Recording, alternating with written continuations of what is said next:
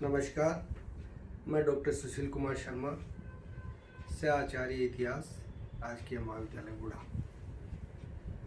आज हम गांधी एवं गांधी से संबंधित जितने भी सिद्धांत जो थे उनकी समीक्षाओं का करेंगे एवं उस पर व्याख्यान देंगे। देखिए, गांधी पर अपन ने बृहत चर्चा कर ली। 2 या 3 व्याख्यान गांधी के ऊपर हो गए। उनके जनमानस पर किस प्रकार गांधी उकर कर गए, किस प्रकार उन्होंने मूवमेंट्स किए, आंदोलन किए। अब गांधी के जो कुछ मुख्य सिद्धांत थे उनकी आज अपन चर्चा करेंगे। अपन लगातार चर्चा कर रहे हैं। भारतीय जनमानस में आप इस बात को देखते भी हैं, गांधी एक बहुत ही विराट व्यक्तित्व था। अल्बर्ट आइंस्टीन ने कहा था कि आने वाली पीढ़ियां शायद इस बात पर आश्चर्य करेंगी कि कभी हाड़ मास का ऐसा पुतला यानी कि गांधी भी पृथ्वी पर चला था। गांधी को 20वीं सदी का सबसे बड़ा जादूगर बताया गया है। गांधी की एक आवाज पर पूरा देश उठ खड़ा हुआ करता था। गांधी अपने आप को साधारण व्यक्ति बताते हैं। गांधी कहते हैं कि जो चीज़ मैं स्वयं कर सकता हूं, आम व्यक्ति उसको कर सकता है, तो फिर आम व्यक्ति क्यों नहीं करता है।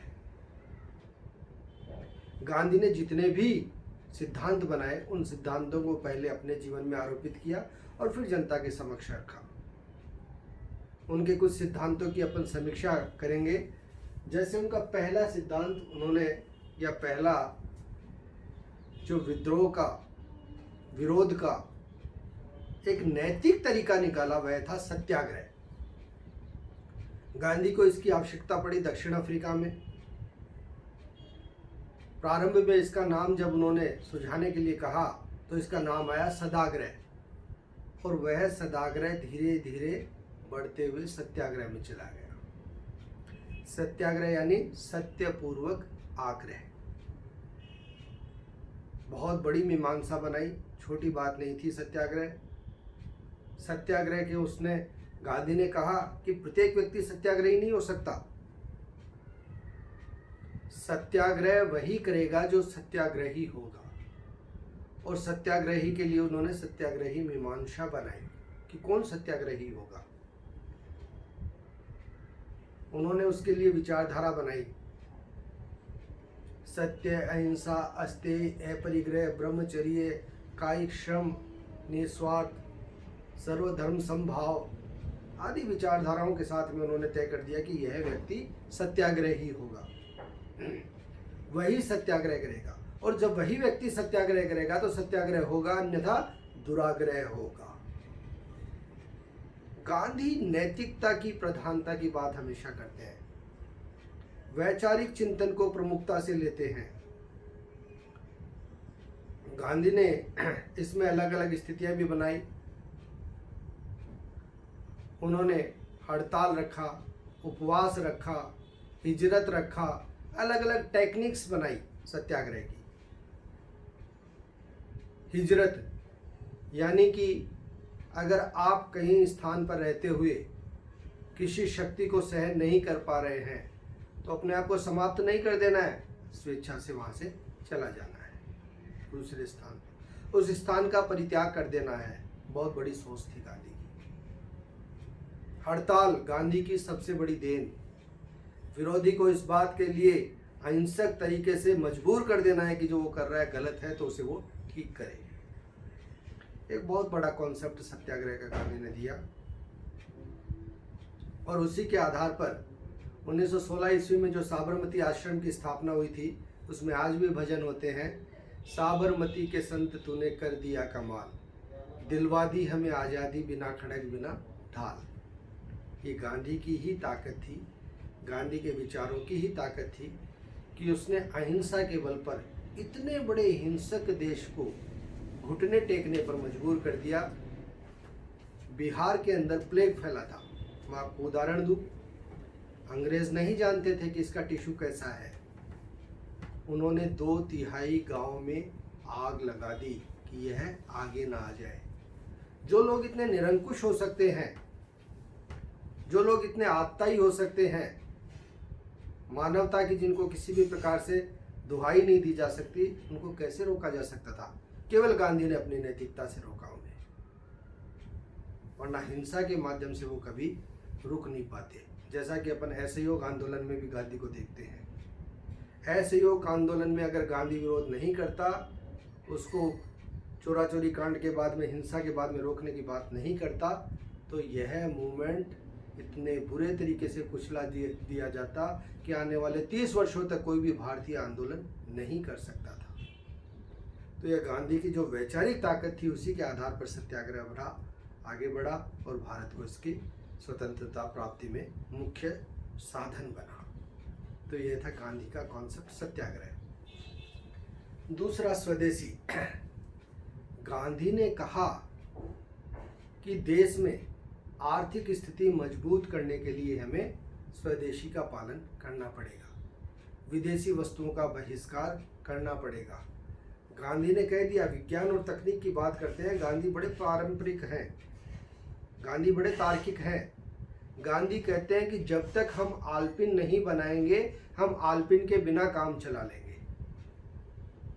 गांधी ने हर चीज को हिंदुस्तान के परिप्रेक्ष्य में तैयार करने की बात कही, यहाँ के संसाधनों को यहीं पर बनाने, यहीं की आर्थिक व्यवस्था में संलग्न करने की बात कही। और एक बहुत बड़ी विरोध इस समय, क्योंकि अंग्रेजों के लिए हिंदुस्तान क्या था? एक आर्थिक मंडी था। औपनिवेशिक संस्कृति में भारत अंग्रेजों के लिए सबसे ज़्यादा धन कुबेर यानी धन देने वाला देश था, और अंग्रेजों ने इसका बहुत ज़बरदस्त दोहन किया, जो कि अपन धन की निकासी का सिद्धांत ड्राउन ऑफ वेल्थ दादा भाई नौरोजी के द्वारा लिखी गई है। उन्होंने 100 वर्षों के अंतराल में सहस्रों तरीके बताए हैं जिसके माध्यम से हिंदुस्तान से धन बाहर गया। गांधी ने उसी को रोकने के लिए कहा, गांधी ने यहाँ का पैसा यहीं पर लगाने के लिए कहा, और इसको केवल स्वदेशी के माध्यम से ही रोका जा सकता है, इस बात का कॉन्सेप्ट गांधी ने दिया, जिसका भी जनमानस पर बहुत असर पड़ा। चरखे की बात कही, चरखा काटने की बात कही, वो एक क्रांति थी। खादी को पहनने की बात कही, वो एक क्रांति थी। विदेशी वस्तुओं के बहिष्कार की बात कही, वो भी एक क्रांति थी। इन सब के माध्यम से गांधी ने हिंदुस्तान को आत्मनिर्भर बनाने और आर्थिक रूप से मजबूत बनाने की बात कही। तीसरा जो कॉन्सेप्ट की अपन चर्चा करते हैं, ट्रस्टीशिप का सिद्धांत। गांधी का मानना था कि प्रत्येक व्यक्ति में समान योग्यताएं नहीं हो सकती। किसी में धनोपार्जन की बहुत ज़्यादा क्षमताएं होती है, किसी में बहुत कम होती है। अब अगर आप जिसने बहुत ज़्यादा धनोपार्जन कर लिया, उस व्यक्ति को भी आप उसके समान मानेंगे, तो वह अपनी क्षमताओं को पूरी तरह से उपयोग में नहीं लेगा। तो गांधी ने क्या कहा कि जब मनुष्य के पास धन खूब हो जाता है, तो वह समाज को देने के लिए किस प्रकार से रूप तैयार हो, यानी कि उसका नाम हो, उसका ट्रस्ट बने, उस ट्रस्ट का वह प्रमुख हो, जनता का जनता के लिए, जनता का जनता के लिए। गांधी ने इस वैचारिक तंत्र के माध्यम से और यह बात कही। उन्होंने कहा कि उसे ट्रस्टी बना दो आप, और ट्रस्टी बनाने के बाद में समाज के अंदर जो भी उसने लिया है वही वह समाज को वापस देगा, और उससे उसका क्या होगा, उसका अहम भी पूरी तरह संतुष्ट होगा।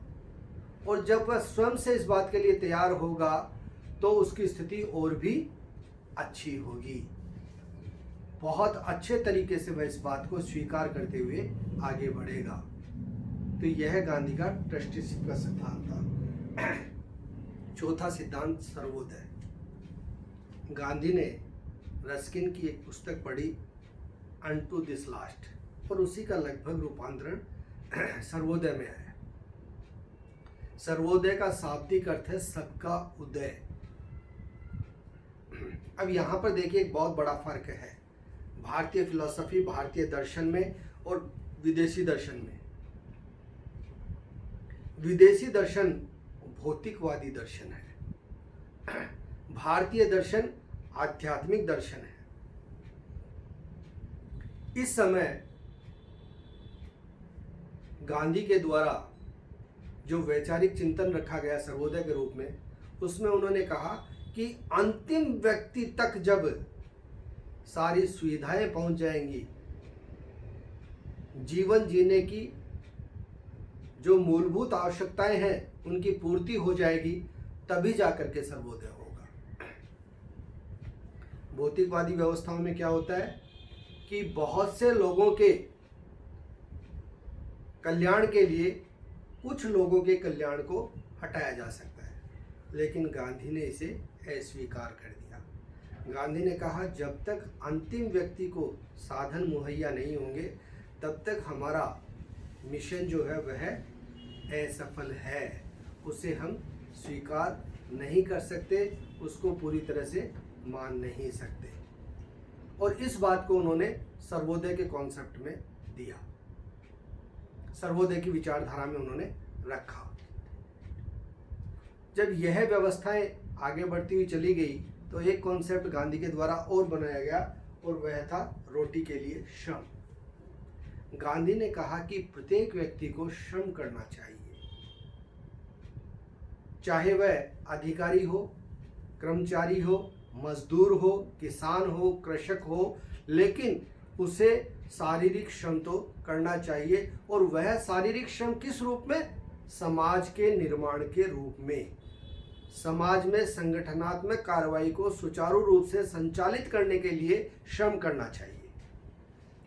और इन व्यवस्थाओं के माध्यम से गांधी ने जो कॉन्सेप्ट्स दिए, उन विचारधाराओं के माध्यम से गांधी ने न केवल एक तरफा कार्य किया, गांधी ने समाज के संपूर्ण सर्वांगीण विकास के लिए कार्य किया, और सारे समाज को पल्लवित और पोषित करने के लिए, उसे फलीभूत करने के लिए अपनी वैचारिक क्रांति के माध्यम से देश को समृद्ध रूप से, वैचारिक रूप से आगे बढ़ाने के लिए निरंतर अपने सिद्धांतों के माध्यम से कार्य किया। गांधी ने मेरे सत्य के प्रयोग में सारी बातें कही। यंग इंडिया और हरिजन उसके पत्र थे, जिनके माध्यम से उसके द्वारा अपने विचार जनता के समक्ष रखे जाते थे। आम जनमानस को इस बात के लिए तैयार किया जाता था कि वह देश के उत्थान में, देश के वैचारिक उत्थान में, आर्थिक मजबूती में, स्वावलंबता में, स्वाभिमान में, प्रत्येक रूप से देश को अग्रणी बनाए। और इन सिद्धांतों के माध्यम से गांधी बहुत ज़्यादा सफल रहे, आम जन के अंदर फलीभूत हुए। धन्यवाद।